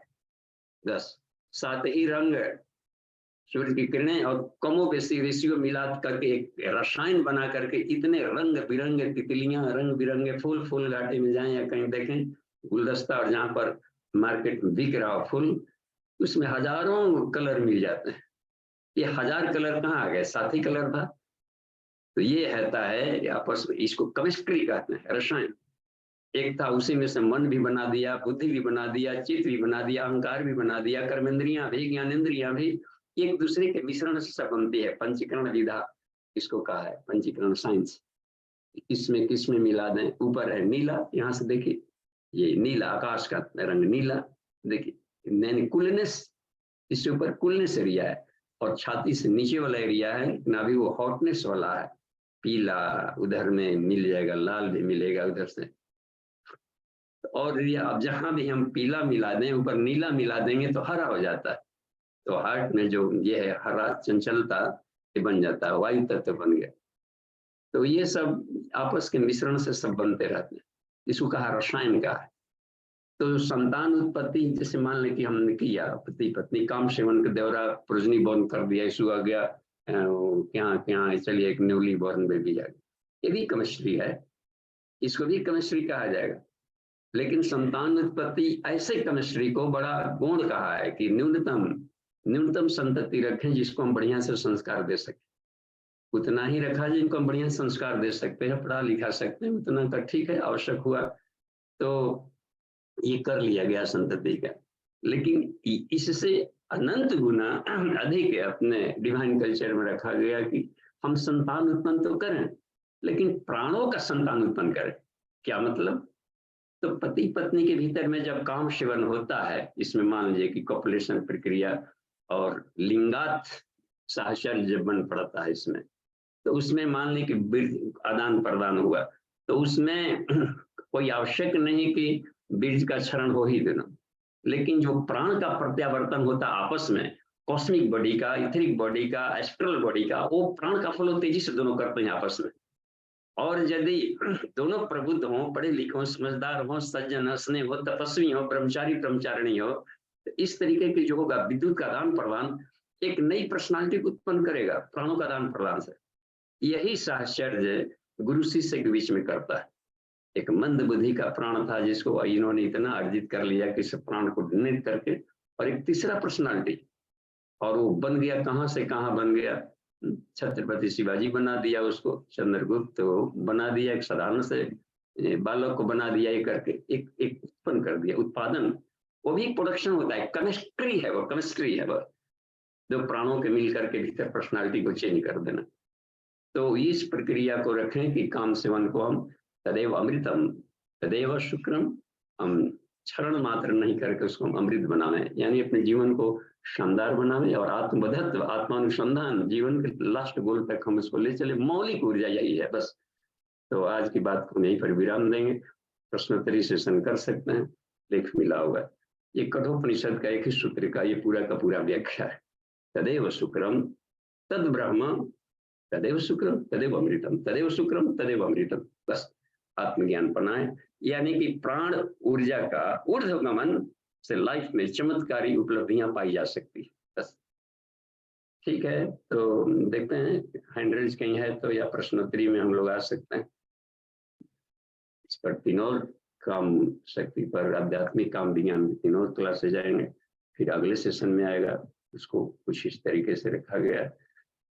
तो देखिए, तो नितिन जी कौन? हाँ जी जी बाबूजी प्रणाम। नाम? हाँ जी बाबूजी, जैसे जो पंचकोश के जो 19 जो क्रिया योग हैं, उन क्रिया योग में से जो काम शक्ति को निम्न स्तर से गिरने से रोक करके और जो है इसको आत्मज्ञान की तरफ वो ले जाए, उसके वीर्य को उस तेज में बदल के ले जाए, इसमें से कौन सा क्रिया योग सबसे अधिक प्रभावी रहेगा? इसके बारे में थोड़ा बताइए।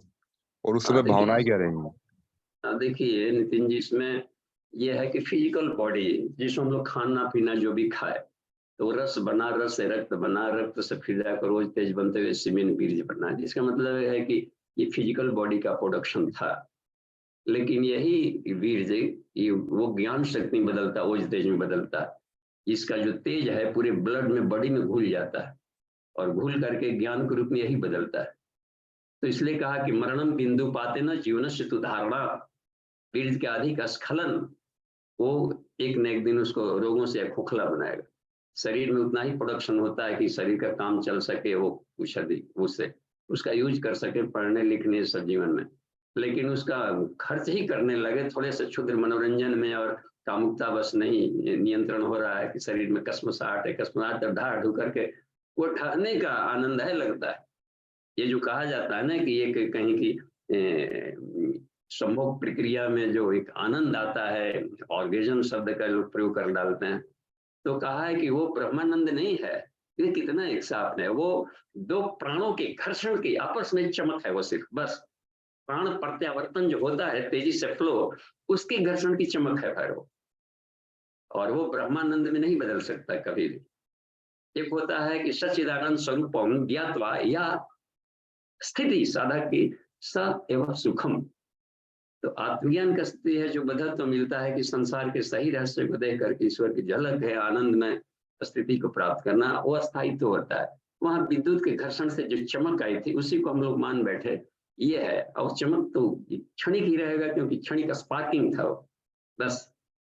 तो अब रह गया कि इसमें तो इसको स्थूल शरीर को की जरूरत पड़ती है यहाँ पर, क्योंकि वो ऊर्जा मूलाधार से चढ़ानी है। तो अन्नमय कोश और प्राणमय कोश दोनों को फिजिकल बॉडी में लिया है गुरुदेव ने, क्योंकि इसके भीतर जो घुली हुई है थोड़ी सी प्राण शक्ति, उसको हम यदि इग्निफाइड कर दें, बचा ले, संरक्षित कर दें, तो उससे बड़ा काम लिया जा सकता है और प्राणमय कोश को समृद्ध बनाया जा सकता है। तो इसी के लिए एपीएमबी शब्द का जो प्रयोग है, थोड़ा सा भोजन का ख्याल रखा जाए। और एपीएमबी कैपिटल में, A for asan, P for pranayama, M for mudra, B for bandh. Asan, प्राणायाम, मुद्रा, बंद, इन यौगिक प्रक्रियाओं से ही पकाया जाता है ये। इसलिए सब ने, पतंजल ने भी आसन प्राणायाम को देखिए बेस में रखा और यम नियम को रखा। यही है कि हम अपने चाहे तो अपने लाइट को ऊपर की तरफ फेंक सकते हैं, सैटेलाइट को ऊपर प्रोजेक्ट कर सकते हैं, अपने व्यक्तित्व पर्सनालिटी को ऊपर की तरफ उछाल सकते हैं। तो सबका यही बेसमेंट है, मेन है वो। तो आहार संयम और आसन प्राणायाम बंद मुद्रा, ये यौगिक क्रियाएं करनी पड़ती है फिजिकल बॉडी से। और कुंडलिनी जागरण इसीलिए फिजिकल बॉडी को लिए रखा गया। काम शक्ति का नहीं कंट्रोल हो रहा है और काम बस उसमें, तो ऊर्जा को तेजी से खत्म। कितने आदमी अब चूंकि बस में हो जाता है ना, काम को यदि नहीं किया और काम का यूज करने लगे मिसयूज, तो क्या होता है, और वो ऑब्जेक्ट बस में कर लेता है आदमी को। अब जहां वो देखेगा तो अनकंट्रोल हो जाएगा। तो अब वो बस में कर लिया है। तो देखिए इसमें बहुत अच्छा लगा, अंगद रावण का जो संवाद चल रहा था, उसमें जिंदे मुर्दों को गिनाया है कि 14 वैरायटी कैसे मुर्दे हैं जो जिंदा तो हैं लेकिन लास्ट हो रहे हैं धरती पर। उसी में कौल कामवश शब्द का भी किया है, काम कौल कामवश, कृपण विमूढ़ा, अति दरिद्र, अजसी अति बुढ़ा, सदा रोगवश, संतत क्रोधी, ये सब तेजी से बीज का क्षरण करता है। तनु पोषक निंदक अगखानी, देखते हैं विष्णु बुमुख संद क्रोधी, तनु पोषक निंदक अगखानी, जीवित शवसम 14 प्राणी। और ये सारे फुर्र हो जाते हैं यदि गायत्री साधना को उसका गुड यूज कर लिया जाए, उससे प्राण बढ़ाएगा। गायत्री साधना सिर्फ प्राण बढ़ाता है, लेकिन अभी भी गुड यूज बाकी है। उस प्राण को डाउन फ्लो में भी जाएगा, अपर फ्लो में भी जाएगा। तो इसलिए साफ जाहिर है कि इसके पांचों कोषों को हमें लेना पड़ेगा, तो उन पे इसको मजबूत किया जाए। आहार संयम को ध्यान में रखते हुए, आहार संयम का मतलब होता है कि खाना ही हम लोग छोड़ देते हैं, अब फास्टिंग करने लगे, शरीर गलाने लगे, ये आहार संयम नहीं होता है। सात्विक पौष्टिक भोजन से शरीर को मजबूत बनाना, ये होता है। मजबूत दिखना चाहिए बॉडी को। हनुमान देखे एक जगह कहीं मिला कि भीम की तरह खाओ, हनुमान की तरह काम करो, तो वो रहता है कि भीतर के जो भी है ईंट गारे मजबूत बिल्डिंग हो, तभी तुम मजबूत रहेगा, तुम पर उठाएगा। बल की जरूरत पड़ती है, जीवन के हर क्षेत्र में बल की जरूरत है। और खाना ही फास्टिंग करके सुखवा लिया अपने आप को, तो फिर शरीर ढहने लगता है। तो उतना ही करें, कचड़ा को केवल हटाना आता। हम लोग मांस को गलाने लगते हैं भावावेश में आकर के। साधना भी एक भावावेश में कभी कभी चलने लगती। ठीक है, एक माला दो माला करे तो नहीं, तो चार माला थोड़ा थोप दिया, किसको कर दिया, और सारे कैसे करेंगे। साधना भी बैलेंसिंग होना चाहिए कि 24 घंटे का समय सब उधर ही 2-3 घंटा साधना में लगा दिए, 3 घंटा 4 घंटा और भी हमें तो काम करनी है। तो अब क्या करें, साधना भी करनी है, फुर्सत नहीं मिला, फटफट उठे, लेट उठे, दौड़ना है, भागम भाग ऑफिस जानी है, तब क्या करें। तब ऑफिस को ही साधना बना दें। और ऑफिस मत कहें, मंदिर जा रहे हैं कहिए, तो क्या प्रॉब्लम आ गया। जीवन को ही साधना में बना दे। नारद बैठ करके, उनको नहीं मन लगता था कि बैठ करके साधना करें, चलते फिरते नारायण, उनके हर नारायण शब्द को सुनने के लिए कहा जाता है कि विष्णु सामने खड़े रहते हैं कि एक बार फिर बोल रहे नारायण, तुम्हारे मुंह से निकला हुआ हर नारायण एक नई ताजगी लेकर के आता है। वो भी थे कमाल की बात। हनुमान जी राम काज किए बिना मोहे कहाँ विश्राम, वो रेस्ट ही नहीं लेते थे, रात दिन बस काम में लगे थे। तो इसलिए उनको ध्यान मग्न अवस्था में कम दिखा जाता है काम करते। ये इसका मतलब होता है कि हम अपने को जीवन शैली को ही बदलना है उसमें। तो ये उसके लिए बल की जरूरत पड़ रही कि नहीं, शरीर गतिमान है तो बल की जरूरत पड़ रही।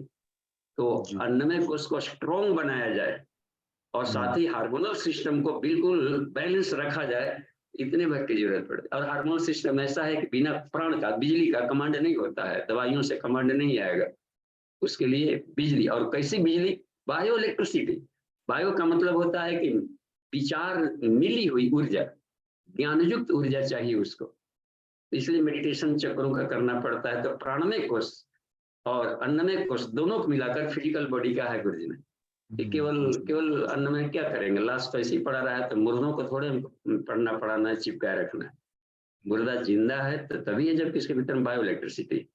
तो इन्होंने जो 3 शरीरों का वर्गीकरण किया है, तो 2 शरीर को स्थूल में डाल दिया और मन को केवल रखा है सूक्ष्म में, इधर बंधन इधर मुक्ति, तो इसमें रख दिया है उसमें। और ऊपर वाले जो कॉस्मिक बॉडी है और काउजल है, विज्ञान में आनंदमय को कारण शरीर में रखा उन्होंने।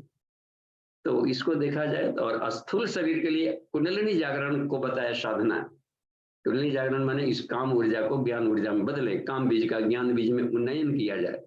तो यही किया जाता है फर्स्ट जीवन के फर्स्ट पार्ट में। तो साधना के भी फर्स्ट पार्ट में यही किया जाएगा।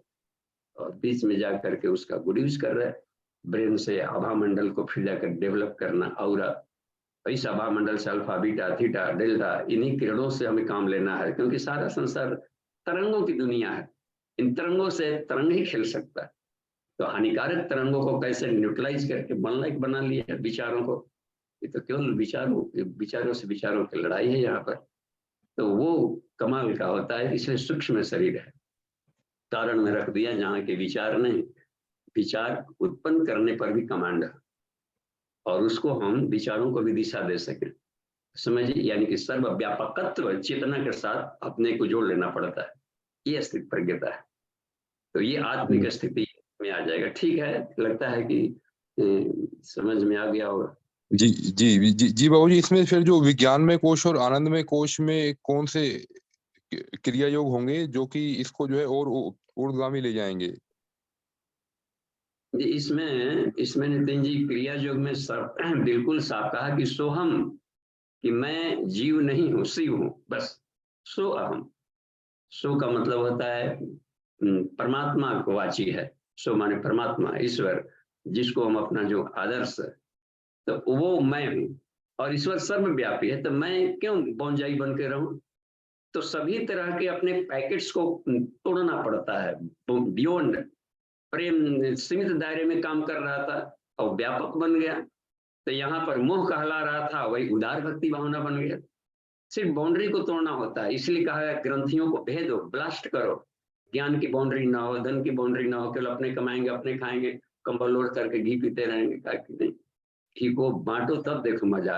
आग में डाल दिया, भाप बन गया, पूरे हवा में घुल करके सुगंधी फैला रहा, अनायास ही उधर से मिल जाता है कि पता नहीं कहीं से बड़ा सुगंध लगता है कि यज्ञ हो रहा है।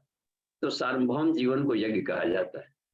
यज्ञ कल्याण हितवे, तो कल्याण की दिशा में अपने को, यानी बाउंड्री को, लिमिट को अनलिमिटेड बनाना, ये सारी साधना है। तो सोहम साधना है, स्वर संयम आ जाता है, एक पक्षीय सोचता, अब द्विपक्षीय करेंगे। सत्य को में जीते जीते तम से दूर भाग गए थे, तम से घृणा करने लगे थे, तो तम भारी पड़ गया, और फिर तम वाला आदमी मारेगा हमें, ये करेगा, लूट के भागेगा, पसीने की कमाई से रखे हैं पैसा और उसमें अब बल बढ़ाए नहीं है, तम से तो दूर भाग गए, सजन सजन बन करके रह गए, तो अपराधी तो छीन के भाग जाएगा। बैलेंस बनाना पड़ता है सत्य में, रज में, तम में, इसी को कहा जाता है ग्रंथि भेदन, प्लस माइनस सभी तरह का उसमें, तो सब उसमें जब जरूरत पड़ती है जी अर्थिंग, और जितने अधिक ज्ञान है उतने अधिक बड़ा अर्थिंग भी चाहिए, देख रहे हैं ना उसमें कूलनेस जी। हाँ, नहीं तो फिर करंट नहीं बताना, देखते ही कभी कभी एक अर्थिंग कमजोर हो तभी मशीनें काम नहीं करती बढ़िया से, बिजली को अर्थिंग भी मजबूत चाहिए। हम माने निगेटिव, पॉजिटिव केवल लेकर के गर्म तार बिजली बल्ब नहीं जलाएगा, जीवन भर घूमते रहे बाजार में, उसको भी चाहिए निगेटिव को, निगेटिव पॉजिटिव मिलेगा तब बल्ब जलेगा। प्रकृति और देखिए इसमें मिलन है दोनों, तो हम लोग बॉडी सिस्टम को छोड़ देते हैं, फिर इधर भाग जाते हैं, तो केवल एक तरफा जीवन जीते हैं। तो एक अलंगिया गाड़ी कितना चलेगा जी, हल में एक तरफ का बकरी बांध दी, एक तरफ सांड बुलंद बांध दी, तो कैसे चलेगा? एक पंचर टायर हो, एक टनाटन हवा भर दी, बार बार भागेगा खड्ड में जी। जी जी जी जी बाबूजी, ठीक है बाबूजी, समझ में आ रहा है कुछ। अब बाबूजी कुछ ना चैट बॉक्स में दो प्रश्न आए हैं अभी।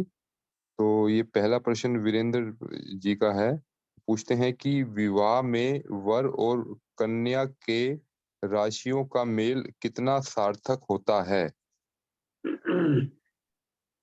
हाँ देखिए आचार्य जी का होगा शायद ऐसा प्रश्न, जो जो ये इसमें है, तो राशियों का मिलापक कहा, कुंडलिनी मिलापक जिसको कहा जाता है कि कुंडली पर उसका मिलाइए जन्म कुंडली, तो जब तक से अनमेच्योर्ड हो, अवयस्क हो, तभी तक ही ये कुंडली काम आता है, क्योंकि अभी लाइफ बनाना बाकी है। लेकिन जब बना गया, पढ़ लिख करके जो बनना था बन गया, तब इसलिए कहा कि वयस्कों की कुंडली नहीं देखी जाती, पार कर गया है और अपने जीवन को अपने ढंग से मोड़ सकता है, कर सकता है, किसी फेज में चाहे संसार को कभी भी अल्टरेशन कर सकता है, इतना शानदार वो बन चुका है। तो अब प्रत्यक्ष प्रतिभा देखी जानी चाहिए, तो उस हालत में जन्म कुंडली नहीं देखी जाती। कहीं कहीं भी लिखा है कि यदि मान ले कि गणना पढ़ना सड़ना नहीं मिल रहा हो तो क्या करें, और लग रहा है कि वह भी योग्य है, भी योग्य है, कुंडलिनी का कुछ ऐसा मिला पाके, तो कहा कि उस हालत में दोनों एक अनुष्ठान कर ले शादी के पहले। तो अनुष्ठान करने का मतलब है कि दोनों आत्मिक में प्रवेश कर गए, तो जहां पर ये कुंडलिनी की जन्म कुंडली वगैरह सिर्फ मन तक के लेयर तक प्रभावित करते हैं, और मन के लेयर से ऊपर दोनों पहुंचा देते, फिर कर दी कोई किसी से जीवन बिता लेगा, कहीं से उसको सारे संसार से तो शादी कर लेता है, संत होता है, वो योगी होता है, उसके लिए सारा सृष्टि ही इसके साथ वो शादी कर लेता है, सबसे प्रेम करता है, क्या मतलब, और अथाह करेगा, तो वो उसका बहुत व्यापक हो जाता है, फिर उसके लिए कोई कचड़ा नहीं, कोई कहीं शिकायत नहीं रहेगी, न उसको किसी को गुण दोषों के भीतर में भीतरी लेयर को देखता है, आत्मसत्ता को देखेगा, आत्मिक। हालांकि विवाह जो शरीरों का मिलन नहीं है, मंत्र तो बोले जाते हैं सभी आत्माओं के मिलन को, विवाह हो गद्य तेलो के शक्ति शक्ति मतोरी व एकीकरण हो आत्मनोरिति चश्रुते। विवाह की परिभाषा देते हुए बताते हैं कि भगवान कर रहे हैं कि यह तो शरीरों का नहीं, तो आत्माओं का मिलन है। अब समझिए, और आत्मा तो क्या हो, तो शरीर के जो बाहर है गुण कर्म स्वभाव छील के बदलते रहते हैं उसमें, वो तो ये कौन थे जी, क्या बोलते हैं कि अपाला, तो अपाला के शरीर में कुष्ठ रोग थे, सफेद दाग, ल्यूकोडर्मा, बचपन से बढ़ते जा रहे थे, और इनकी भी चिंता बढ़ते जा रही थी, पिताजी का सोच रहे कैसे कैसे क्या हो। तो अब उस समय चूंकि अपाला अभी ग्रोइंग स्टेज में थी, बढ़ने लगा, शादी कौन करेगा, क्या करेगा, तो ये है कि इनको ऋषि लोग चूंकि आत्मा को महत्व देते हैं, तो कोई आत्म साधक हो, विज्ञान कोश वाला, थोड़ी सी ये शरीर नहीं आत्मा से प्रेम करता हो तो कृष्णास्त्र से शादी कर भी दी और फिर वहां चले गए। तो कृष्णास्त्र चूंकि अभी था, वो अभी अस्तित्व प्रज्ञ नहीं हुआ था, अभी स्टूडेंट लाइफ में था, थोड़ा सा उसका स्नेह सज्जन जैसा था। कहा भी कि नहीं, हमको शरीर से नहीं आत्मा से इनका प्रेम, वो इमोशनल था, अभी इमोशनल लेयर में है, उसी इमोशन को अपनी आत्मा कहा कि इसे कर लेंगे। तो दोनों का, तो बाद में फिर जाकर के अन्य आकर्षणों में जाने लगा। तो अपाला ने कहा कि अब वो सम्मान है अर्जपुत्र, हमने क्या गड़बड़ी हो गई, वही सेवा, वही प्रेम, वही स्नेह, लेकिन अब वो स्नेह नहीं अनुभव कर रही है, आपसे मिलता। तो वो सर झुकाया था, कुछ जवाब नहीं दिया, वो अपमानित अनुभव की, लौट कर आ गई फिर से अत्रि ऋषि के पास में आकर। तो आकर गई तो फिर उन्होंने इनको साधना दिया, ये पांचों कोषों को रिफाइंड करने वाला, उनको गायत्री महामंत्र को उच्च स्तरीय साधना का, तब जाकर दीक्षा दिया। तब वो साधना की और उनके शरीर से इतना तेज निकला कि सारे कुष्ठ रोग स्वतः ही समाप्त हो गए, इसकी चमक बढ़ गया। अफला ऋषिका बन गई, ऋषिका बन गई। उधर से आकर इंद्र ने भी उनके शरीर को सब कुछ चमक बढ़ा दिया।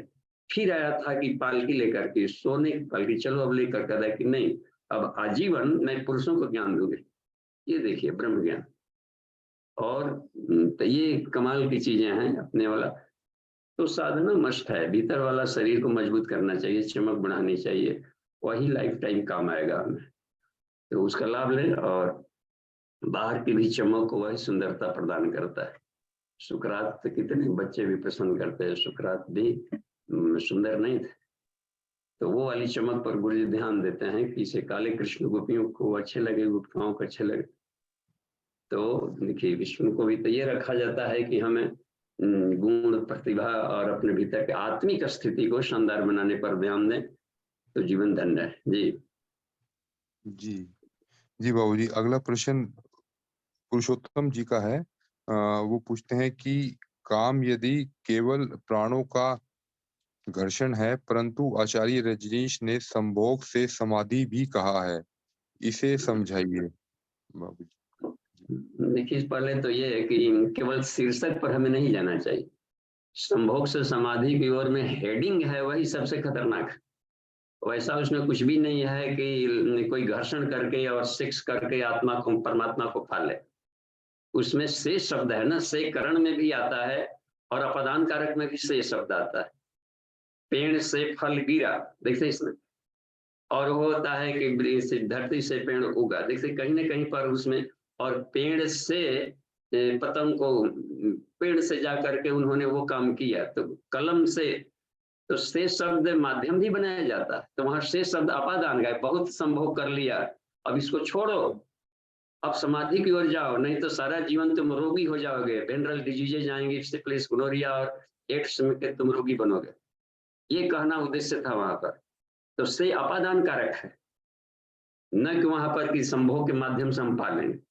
तो वहां कोई वैसा फॉर्मूला जिसमें नहीं मिलेंगे, ये इसमें बताई गई है। तो उससे शब्द ही गड़बड़ाता है ना, शब्दों का खेल है कि उसमें।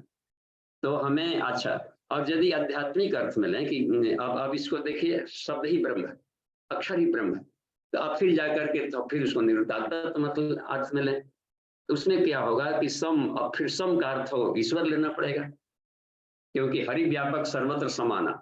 तो सम के साथ अपनी चेतना को मिलाने को समाधि कहते हैं। तो सम के साथ भोग, ईश्वर के साथ क्रीड़ा करना, यानी कि रेटिकुलर यहाँ पर एक्टिवेटिंग सिस्टम है, थैलेमल कॉर्टिकल निकली आई, यह जीव सत्ता ब्रह्म के साथ खेल रही है, क्योंकि वही एक सम है। तो सम के साथ भोग की क्रिया समाधि दिलाए, तो वो तो अपने ऊपर हुआ करता है कि हम किन अर्थों में उसको ले लिए। मंद बुद्धि वाला आदमी उस अर्थों में ले लेगा, और एक ब्रिलियंट आदमी ले लेगा तो उसको लेगा कि हम ईश्वर के साथ क्रीड़ा करके समाधि को पाए, क्योंकि वही एक सम है। समत होते हैं ना, सम लाइए, सांसों की गति को सम ले आने को स्वर संयम कहते हैं।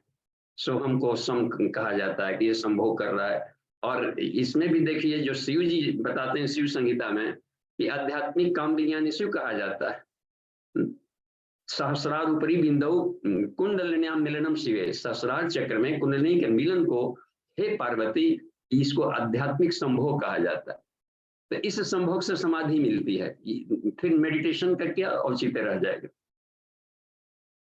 तो हम शब्दों के भीतर की इंटरप्रिटेशन को अपने अर्थ में समझें, और किसी को जो कोई बात कह दी तो वो छूछ रहेगा। यदि सिर्फ इसको कहा गया है तो ऐसा कहीं भी साइंस विज्ञान साबित नहीं करता कि हम अपने सेक्स एनर्जी को बर्बाद करें, फुलझड़ी पर उठा दें और शानदार भी बन जाए। ऊपर उठने के लिए तब शक्ति की जरूरत ही पड़ती है। तो उसमें रखा गया कि शुरू में तंत्र महाविज्ञान में चूंकि सबको साथ में लेके चलना पड़ता है, तो ठीक है, कसमसाहट हो रही, ये हो रहा है, तो थोड़ा सा अभी वीर साधक नहीं बना है तो अपनी कर लिया थोड़ा सा वो काम सेवन की ऊर्जा को, लेकिन अतिवादी ना कर डाले। तो कहीं कहीं के दबाने से भी लोग मरते हैं और कहीं पर अति करके भी लोग मर रहे हैं। और बैलेंसिंग जीवन को कहा कृष्ण ने कि समत्वम जो कुछ है, जो समत्व है वो जोगी है। गृहस्थ आश्रम में भी तेजस्वी संतति उत्पन्न कर लिया, जीवन को भी तो अपने उतना वही डोनेट कर सकता है वीर को जिसके पास शरीर के चलाने के अलावे भी इतना उत्पन्न कर रहा है कि ज्यादा कदा कभी कभी उसको दूसरों को फ्रूटफुल लाभ दे लिया। लेकिन वैसे रेयर लोग मिलेंगे, रेयर। फिर भी जो कहता है कि प्राण का दान प्रदान करें, प्राण दे करके उसको आगे बढ़े। मूर्ख को आपने अच्छा, जो प्राण का दान है वो सामान्य शिक्षक नहीं दे सकता, ये भी इसमें बताया। सामान्य टीचर तो स्कूली विषयों को पढ़ा देगा, सब्जेक्ट को बताएगा, लेकिन उसकी पर्सनालिटी को चेंज नहीं कर सकता, वो गुरु करता है, क्योंकि वो तपस्वी है और तपस्या से अपने प्राणिक हीलिंग को करेगा। वो सीमेंट को डाल देगा आपके सहस्रार चक्र के माध्यम से, गुरु अपने बीज को डाल देता है, ज्ञान के माध्यम से डालकर पर्सनालिटी चेंज कर डालेगा, क्योंकि बीज ही ज्ञान में बदलता है। देखिए उसको सिस्टम कितना चेंज कर डाला। तो वो अनेकों को शानदार बना करके ब्रह्म बीज पैदा कर सकता है। तो वो प्राण प्रत्यावर्तन की प्रक्रिया है। तो जी ठीक है, मौर्य जी का जो प्रश्न है। जी जी बाबूजी, अभी कोई और प्रश्न तो नहीं है अभी। जिन किसी का भी कोई प्रश्न है तो वो हैंड रेज के माध्यम से या चैट के माध्यम से लिख करके पूछ सकते हैं।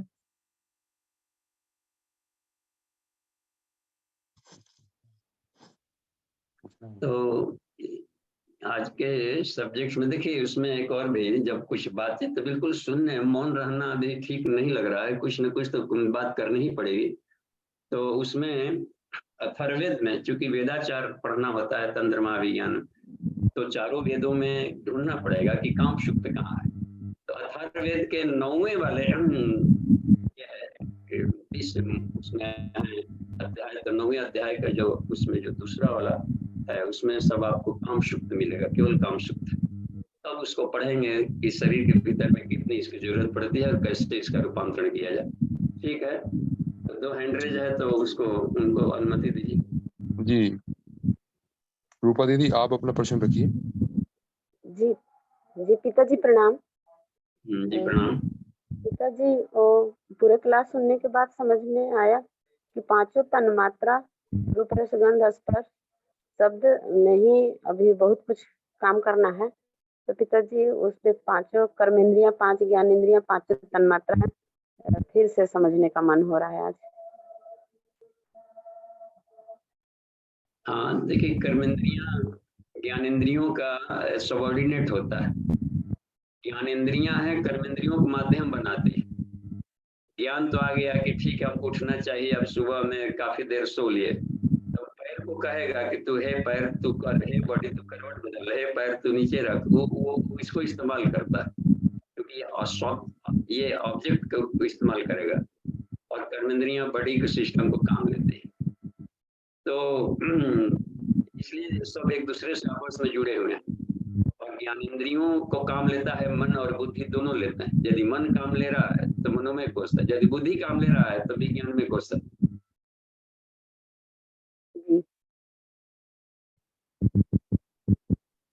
जी ठीक है, राजेंद्र सिंह पाइट, राजेंद्र सिन्हा, राजेश सिन्हा जी पटना, और राजेश जी का है, इनको 100 खोलिए।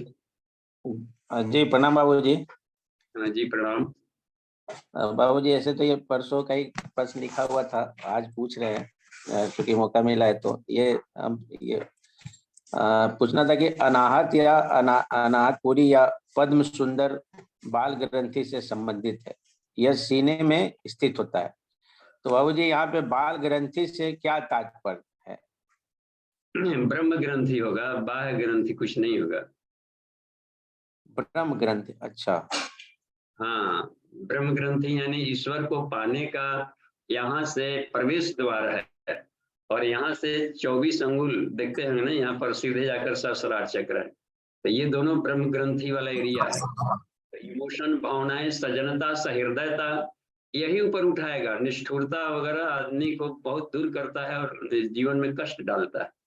स्नेह सौजन्य का केंद्र होता है ये। तो हार्ट में देखते हैं थोड़ा सा प्रेम वगैरह में बिछो होता है तो हार्ट दुखता, हार्ट फेल करता है। इसका मतलब यह है कि अनाहत चक्र में इसकी जीव फंसा हुआ है। इससे ऊपर उठने का कोशिश करना चाहिए, भाव संवेदना। तो सीने का करने का मतलब यही है, अनाहत चक्र से मतलब है। वहां के तार जाकर पेसमेकर से भी जुड़े रहते हैं, इसलिए हार्ट अटैक कर जाता है। और उसको जागृत किए नहीं, प्रेम को सीमित रखे और डिपेंडेंसी रखे थे। प्रेम को जहां डिपेंडेंट बना है तो वही कहा जाता है कि अशक्त प्रेम था। तो संसार, अपनी संसार की सबसे प्रिय वस्तु भी छूट जाए, छीन जाए, उस समय भी आप नाचते रहें, खुश रहें, तो समझिए कि ये बात, इसको कुछ नहीं करना है लाइफ में। मिल गया तो भी आनंद ले रहा है, चला गया सडन भी तो, क्योंकि वो यही निरालंब था ये। तो हमें ऐसा ही जीवन जीने का अभ्यास करना चाहिए। जब तक पास में खूब प्यार में गए तो उनकी भी अपनी लाइफ है, अपनी जर्नी अपने ढंग से करेंगे। हर कोई को अपना विकास अपने ढंग से करना होता है। हम क्यों थोपें, या आप भी ऐसा ही रहिएगा तभी हम दोस्ती करेंगे। तो वो फिर वो कहेगा कि नहीं, तो हमारे जैसा बन तब करेंगे। दोनों कालर खींचेंगे, लड़ेंगे आपस में, और वैसा कभी भी लाइफ में संभव नहीं है। क्योंकि दो को ईश्वर ने एक को जैसा कहीं नहीं बनाया है संसार में। उन्हीं का संकल्प है कि दो एक जैसा नहीं मिलेगा कहीं नहीं इस ब्रह्मांड में। तो जब भी मिलेगा तो कुछ ना कुछ भिन्नताएं हैं, तो उसको बनाया है, उसको उसके ढंग से जीने चाहिए। यदि उसके ढंग से ये भी बन के जी गया तो कॉलोन बन गया, तो फिर इसके जन्म लेने का क्या उद्देश्य रह गया? इसके भेजा का क्या होगा? इसके इमोशन का क्या होगा? हर कोई अपनी प्रतिभा को जाने, समझे, पहचाने और उसका यूज करके अलग फूल बन करके दिखावे। जी बाबू जी, क्लियर हो गया। धन्यवाद। एक और है हरिशंकर, आप अपना बंद कर लीजिए स्पीकर जी। हरिशंकर हरिओम जी का हैंड रेज है। कहाँ से हैं? और देखिए प्रश्न कर रहे हैं तो अपना स्पीकर खोला जा सकता है। 4 मिनट है टाइम जी। नितिन जी, इनको अनुमति दीजिए जी। जी उनको, जी भैया आप अपना अनम्यूट कीजिए। हाँ, और परिचय बता दें, कहाँ से कौन प्रश्न कर।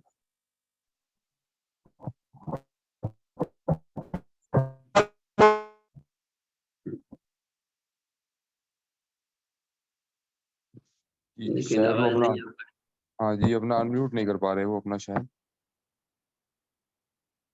रही, या इंटरनेट नहीं होगा। चैटिंग जी में कोई आप प्रश्न? चैट बॉक्स में भी लिख करके अपना पूछ सकते हैं भैया। और इसके अलावा जो है अभी कोई चैट बॉक्स में तो प्रश्न नहीं है बाबूजी। ये ठीक है। कमल बाबूजी, एक मेरा प्रश्न है जी। इसमें, जैसे पति पत्नी का साथ में सोना अनिवार्य होता है क्या गृहस्थ धर्म में? साथ में सोएंगे तो उसमें घाटा क्या है? उसमें एक दूसरे का प्रेम होगा, स्नेह बढ़ेगा, सलाह लेंगे, और साथ में सोएंगे ना तो एक एक एक एक एक, एक शांति भी मिलती है। सशरत्व का फ्रेंड की तरह रहने को कहा है गुरु जी ने। तो जैसे दो पुरुष पुरुष, तो दो स्त्री स्त्री, इस तरह की स्त्री पुरुष भी इस तरीके से रहे एज ए फ्रेंड, तो कोई दिक्कत नहीं। ये रामकृष्ण परमहंस तो बराबर शारदा मणि के साथ में रहते थे। तो इसमें साथ में रहने जरूरी कंपलसरी कुछ भी नहीं है संसार में। लेकिन यदि साथ में हो तो अब कितना खराब लगेगा, गुइया सुबह है, गुआ सुबह है, और दो, और उस समय बड़ा मजा आ रहा था, गांठ में गांड बांध करके गोल गोल घूम रहे थे, मुस्कुरा रहे थे दोनों वहां पर शादी के दिन। अब की आफत आ गई। तो साथ में है तो इसलिए रिवाज है कि साथ में रहिए, जैसे फ्रेंड रहते हैं, दोस्त की तरह रहना। काम सेवन जरूरी नहीं है, लेकिन दोस्त के रूप में बने रहना इस साथ में है तो वो आपको पूरा का पूरा काम सेवन का आनंद दे देगा। एक फ्रेंड के रूप में रहे तो फ्रेंड के रूप में रहेंगे तो प्राण ऐसे भी आते जाते रहता है, सशरत प्रदान का दान प्रदान। और अकेले कमा रहे हैं, अकेले स्वर्ग जा रहे हैं, तो इसलिए तो वही ठीक नहीं है। तो सशरत्व का जीवन बढ़िया, एक से भले दो। तो उसमें कोई दिक्कत बाबूजी नहीं। उसमें जैसे ये रहता है कि जैसे क्योंकि स्त्री और पुरुष दोनों अलग अलग विद्युत के होते हैं, तो उसमें स्पर्श से इससे काम उत्तेजना नहीं बढ़ती है क्या? काम उत्तेजना बढ़ती है उनका जिनका आज्ञा चक्र विकसित न हो, जी क्योंकि काम जो है ऊर्जा है, प्राण है वहां पर, और प्राण मन के नोक पर दौड़ता है। मन दुष्ट के भाव से होगा तो हम कहाँ, जहाँ कामनी रमणी उसमें उस रूप में देखेंगे, सेक्सी मूड में देखेंगे तो ये होगा। अब उसको मेरे मित्र फ्रेंड इस रूप में देखेंगे तो सेक्स नहीं जगह जमेगा। तो वो तो सारा दिमाग का खेल है वहाँ। नहीं तो फिर डर जाएगा, फिर तो डरा डरा जीवन जिएगा। इसका मतलब है कि तो और कमजोर खिलाड़ी है। यहाँ पर हम अलग रहे, लेकिन कहीं जाएंगे, फिल्म देख रहे हैं, टीवी देख रहे हैं, तो वहां पर अश्लील दृश्य आएगा, वहां बढ़ जाएगा, स्खलित हो जाएगा, बिना सेक्स का स्खलित हो जाएगा, या फिर सपने में डर जाएगा, सपने में स्खलित होते रहेगा ब्रिजेश का। मजबूत नाविक बनना पड़ता है। तो इसलिए आज्ञा चक्र में रहेंगे तो ज्ञान का खेल है, जहां दिमाग लगाए तो उसमें कितना हो सुंदरता हो, लेकिन उस सुंदरता तो बातचीत से, स्नेह प्रेम सौजन्य आत्मीयता चुहल छेड़छाड़ इतने भर तक उसमें अपने में ताकत नहीं है कि दोनों आकर्षण कर डालें। जी, तो इसका एक ही मतलब घर में, हमेशा व्यक्ति को सावधानी हाँ वाली जी, स्थिति में रहना पड़ता है। और सावधानी यही है मेंटल, बस मेंटल सावधानी। जी जी और एक का साथी का मूड है, दूसरे का नहीं है, यदि मूड हो गया दोनों का सहज है, नेचुरल है, तो इसमें घाटा क्या है? उसमें भी प्राण आदान प्रदान, लेकिन वो तभी किया जाए जब एक्स्ट्रा कमा करके रखे हो दोनों। और महीने में 2 एक बार करना गृहस्थ आश्रम के लिए ब्रह्मचर्य कहलाता है। जी बाबूजी, जी बाबूजी धन्यवाद। जी जी क्लियर हुआ। धन्यवाद। हाँ क्लियर हो गया, शांति पाठ कर लेते हैं, फिर मिलेंगे नेक्स्ट सेशन। ओम